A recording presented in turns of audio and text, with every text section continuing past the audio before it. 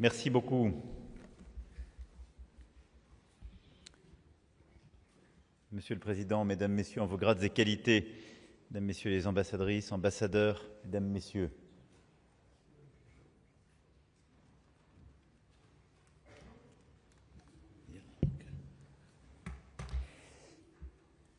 Je veux avant toute chose remercier Son Excellence le Président de l'État de Palestine, Mahmoud Abbas, pour sa visite à Paris.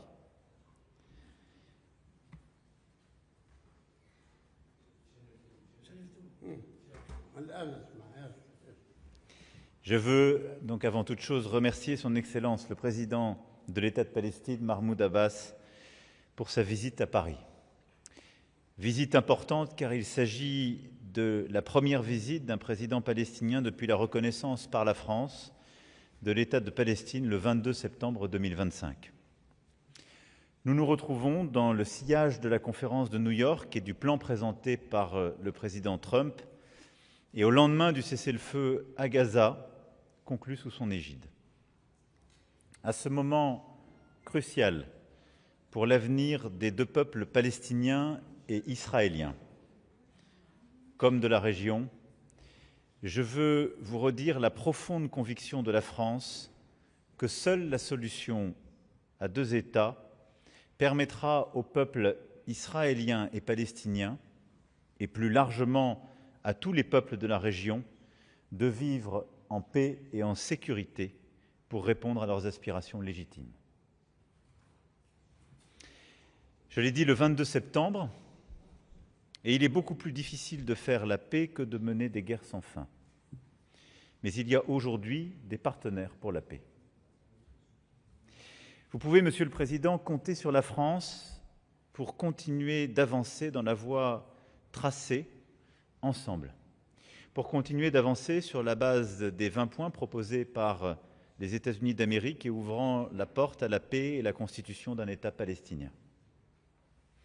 C'est à cette fin que nous avons pris aujourd'hui ensemble la décision de mettre en place un comité conjoint pour la consolidation de l'État de Palestine.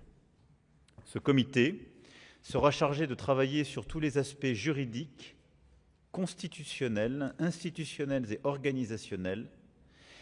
Il contribuera au travail d'élaboration d'une nouvelle constitution dont le président Abbas m'a présenté un projet et visera à parachever l'ensemble des conditions d'un tel État de Palestine. Vous-même êtes un partenaire pour la paix et je veux à cet égard rendre hommage à votre rejet constant de la violence, du terrorisme, qui s'est notamment traduit par votre condamnation des attaques du 7 octobre 2023. Je vous remercie également pour votre engagement à ce que l'État palestinien assure la sécurité de ses territoires sans devenir un État militarisé. Nous aurons besoin d'autres décisions courageuses de la part de l'ensemble des parties prenantes dans les mois à venir. Je vous remercie enfin pour la clarté de vos mots et votre condamnation sans ambiguïté contre toute forme d'antisémitisme. Votre visite, Monsieur le Président, intervient un mois après la conclusion du cessez-le-feu. Celui-ci a permis la libération de tous les otages vivants par le Hamas. Les parties doivent désormais pleinement respecter cet accord et le Hamas restituer sans délai les dépouilles des otages décédés afin de passer sans plus attendre à la mise en œuvre de la deuxième phase du plan de cessez-le-feu. La France est prête à contribuer à la stabilisation de Gaza sur les volets sécuritaires, humanitaires et politiques. Nous le ferons en étroite coordination avec l'autorité palestinienne, les États-Unis, Israël et tous les partenaires régionaux. À Gaza, la priorité va à l'urgence humanitaire. L'acheminement immédiat, sûr et sans entrave de l'aide humanitaire dans toute la bande de Gaza doit être assuré, sous l'égide des Nations Unies, dans le respect des principes du droit international humanitaire. À cet égard, la France contribuera une nouvelle fois à hauteur de 100 millions d'euros à la réponse humanitaire pour 2025. Des livraisons de fret humanitaire d'urgence seront effectuées pour livrer plusieurs centaines de tonnes de compléments alimentaires, notamment pour les enfants, ainsi que des médicaments et des équipements médicaux. Nous contribuerons au relèvement du secteur de la santé à travers un projet de l'Agence française de développement et du Comité international de la Croix-Rouge. La France jouera toute sa part à la conférence sur la reconstruction qui se tiendra au Caire. Au plan sécuritaire, la stabilisation de Gaza passe par le redéploiement des forces de sécurité et de police de l'autorité palestinienne pour assurer l'ordre et la sécurité au quotidien, en articulation avec les mécanismes en discussion aux Nations Unies. La France est prête à œuvrer au renforcement des forces palestiniennes à cette fin, à travers les missions de l'Union européenne, EUBAM Rafah et EUPOL COPS, en rehaussant la présence française de façon significative avec plus d'une centaine de gendarmes. Sur le plan de la gouvernance, la France ne veut pas voir le Hamas se réinstaller et reprendre pour l'avenir le contrôle de la bande de Gaza. Ce serait un échec collectif et c'est la raison pour laquelle il est urgent de travailler au retour rapide de l'autorité palestinienne à Gaza, à l'exclusion du Hamas de tout rôle dans la gouvernance de l'enclave et à la mise en œuvre de la démilitarisation et du démantèlement du Hamas. J'ai encouragé le président Abbas à finaliser rapidement, dans le cadre des discussions interpalestiniennes et avec nos partenaires, la formation du comité technique palestinien. Le transfert à l'autorité palestinienne doit ensuite se faire rapidement, une fois son agenda de réforme mis en œuvre. Si j'en viens aux réformes indispensables, celles-ci ont été détaillées dans la déclaration de New York et rappelées dans le plan en 20 points. Elles sont une condition sine qua non à la constitution d'un État palestinien viable, démocratique et souverain aux côtés d'Israël. À cet égard, nous avons fait le point avec le président Abbas sur la mise en œuvre des réformes de l'autorité palestinienne. La priorité va à l'organisation d'élections présidentielles et d'élections générales libres, transparentes et démocratiques dans l'ensemble des territoires palestiniens, y compris à Jérusalem-Est. Le président Abbas s'est engagé à ce qu'elles se tiennent un an après le passage à la deuxième phase du cessez-le-feu et je l'en remercie.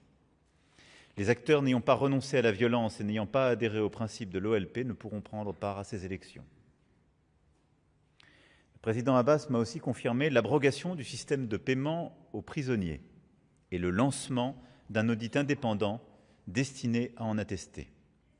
J'ai salué cette évolution essentielle à la crédibilité de l'autorité palestinienne, en soi et vis-à-vis de tous les partenaires internationaux.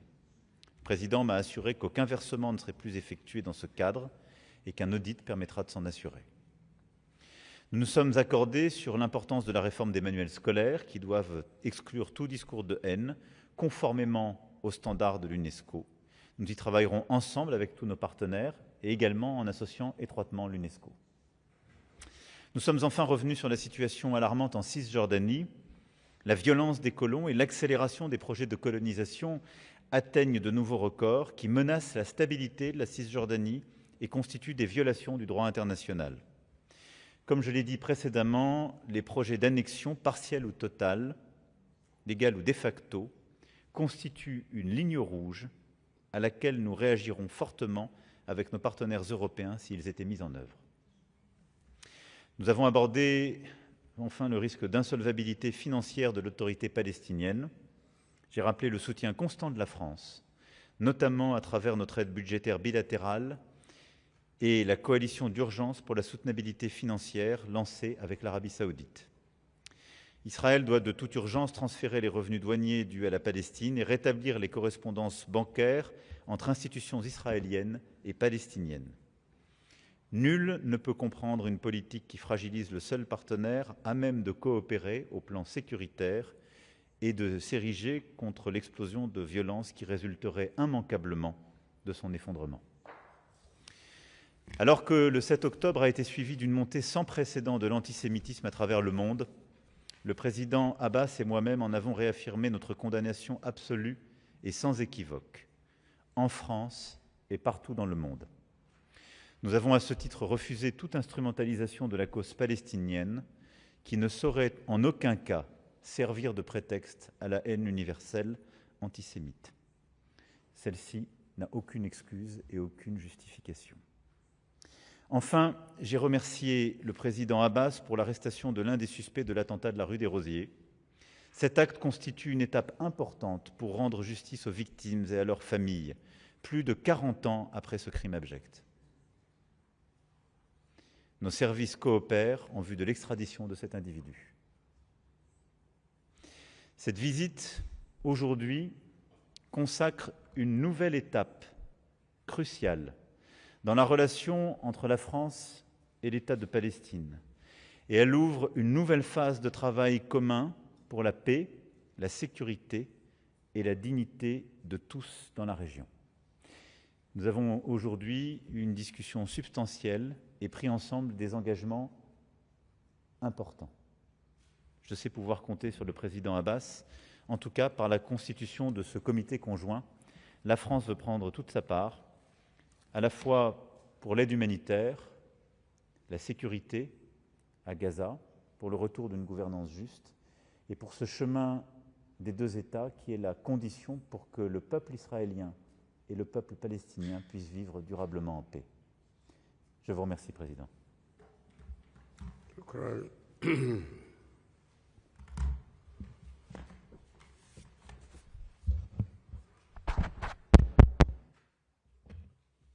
بسم الله الرحمن الرحيم.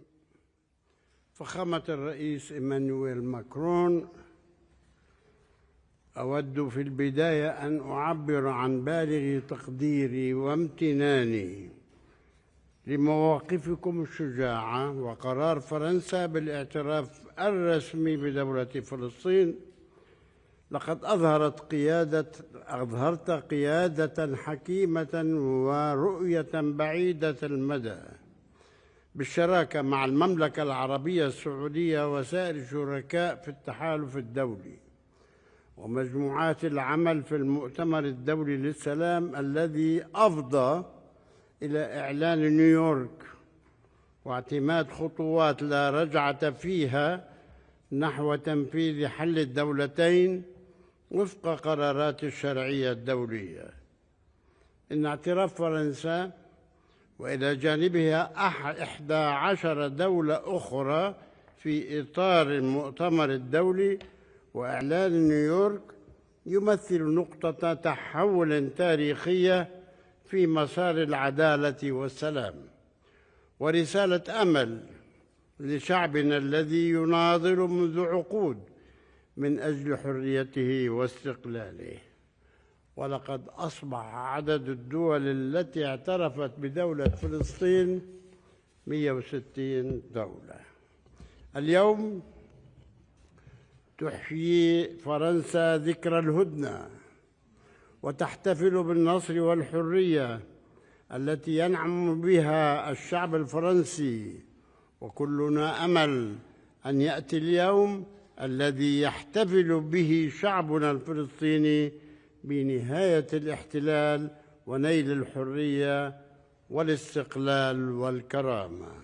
فخامة الرئيس، أمام ما تمر به منطقتنا من ظروف صعبة غير مسبوقة، لابد من إنهاء الكارثة التي يتعرض لها شعبنا الفلسطيني في قطاع غزة بسبب جرائم الإبادة والتدمير والتجويع ومخاطر التهجير، وكذلك الانتهاكات الإسرائيلية في الضفة الغربية والقدس الشرقية، وممارسات حكومة الاحتلال للاضطهاد والفصل العنصري والتطهير العرقي، ومواصلة الاستيطان والضم وإرهاب المستوطنين والاعتداء على المقدسات الإسلامية والمسيحية واحتجاز الأموال الفلسطينية.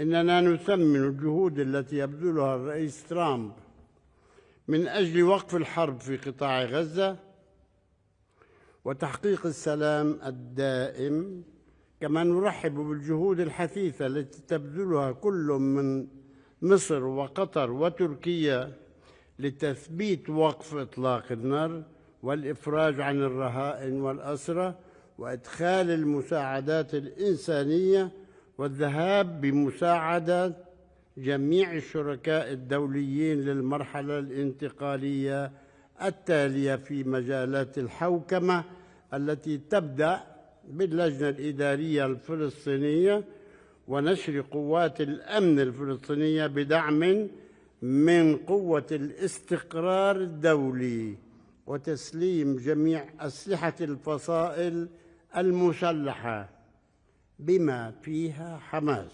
والانسحاب الإسرائيلي وإعادة الإعمار. ونؤكد في هذا الصدد على أن تكون جميع المؤسسات الفلسطينية الانتقالية في قطاع غزة مرتبطة وتابعة للسلطة الفلسطينية ومؤسساتها الحكومية المختلفة، بما في ذلك معابر دولة فلسطين، مع التأكيد على أن قطاع غزة هو جزء من الدولة الفلسطينية والسيادة عليها. فخامة الرئيس والصديق العزيز يجدد التأكيد أمامكم على التزامنا بجميع التعهدات والإصلاحات التي وردت في رسالتنا إليكم والرئاسة المشتركة للمؤتمر الدولي للسلام، بما في ذلك الذهاب للانتخابات الرئاسية والبرلمانية بعد انتهاء الحرب. وقد قاربنا على الانتهاء من صياغة دستور دولة فلسطين المؤقت وقانوني الانتخابات والأحزاب السياسية. ونؤكد في هذه القوانين وتؤكد هذه القوانين أن على المرشحين من الأفراد أو الأحزاب الالتزام بالبرنامج السياسي والالتزامات الدولية لمنظمة التحرير الفلسطينية ودولة فلسطين، وعلى أساس شرعية دولية ومبدأ الدولة الواحدة والقانون الواحد والسلاح الشرعي الواحد. كما أننا ماضون في تطوير المناهج التعليمية وفق معايير اليونسكو خلال عامين منذ البدء، وكذلك إنشاء نظام رعاية اجتماعية شاملة وموحدة بعد إلغاء العمل بقوانين الدفعات لعائلات الأسرى والشهداء والجرحى. نجدد التأكيد على رفضنا وإدانتنا لقتل وخطف المدنيين، بما في ذلك ما قامت به حماس في 7 أكتوبر. ومن ناحية أخرى نرفض معاداة السامية لأنها ضد سياستنا وقيمنا، ونتمسك بثقافة الحوار والسلام، وإننا نريد دولة ديمقراطية غير مسلحة ملتزمة بسيادة القانون والشفافية والعدالة والتعددية وتداول السلطة. ونجدد بهذه المناسبة الشكر للمملكة العربية السعودية وفرنسا وبريطانيا وجميع الشركاء على دورهم في حشد الاعترافات الدولية، وللولايات المتحدة ومصر وقطر وتركيا على وساطتهم الإنسانية والسياسية، وللجزائر والمجموعة العربية على دعمها في مجلس الأمن.